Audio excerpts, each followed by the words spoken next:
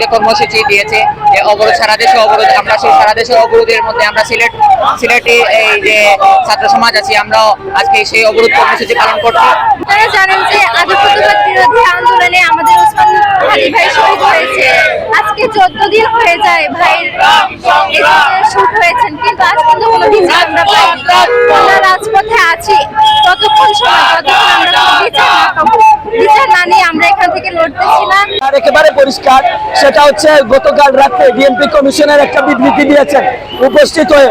আমরা তার এই বক্তব্যকে প্রত্যাখ্যান করছি এবং আমরা তার এগেইনস্ট বক্তব্য দিচ্ছি যে আগামী 3 দিনের মধ্যে চার্জশিট রেডি করে বিচারিক কার্যক্রম শুরু করতে হবে এবং খুনিদেরকে দ্রুত সময়ের মধ্যে গ্রেফতার করে আইনের আওতায় নিয়ে আসতে হবে। এর বাইরে আমাদের কোনো দাবি নাই, দাবি একটাই, খুনিদেরকে বিচারের মুখোমুখি করতে হবে। কোনো 30 কার্য দিবস বা কোনো কিছুই আমরা মানি না, কোনো 7 জানুয়ারি আমরা মানি না। আগামী 3 দিনের মধ্যেই আমাদের বিচারিক কার্যক্রম শুরু করতে হবে।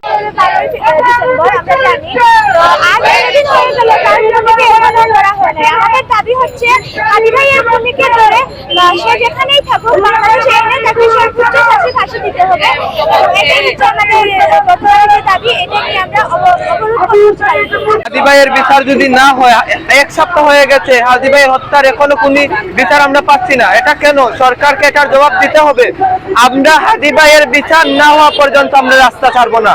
আমাদের একটাই কর্মসূচি, হাদি ভাইয়ের বিচার করতে হবে এই বাংলার মাটিতে, আমরা সেটা দেখে যাব ইনশাআল্লাহ।